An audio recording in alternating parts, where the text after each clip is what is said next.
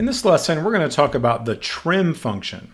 As the name implies, it's going to allow us to trim away extra spaces that may exist in some text.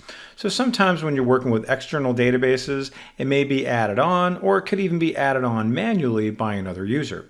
So very simply, all I'm going to do now is type out = and trim.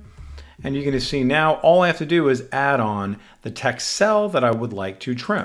And you'll notice how I have extra spaces here, I have extra spaces here, here, and here, etc. So now all I'm going to do is now autofill to the rest of these down below, and we'll see the end result. Now it's all cleaned up. So very good, that is the trim function.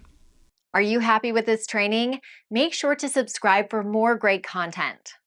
Visit the Simon Says It channel. Explore our videos and training sessions and decide what you want to learn next.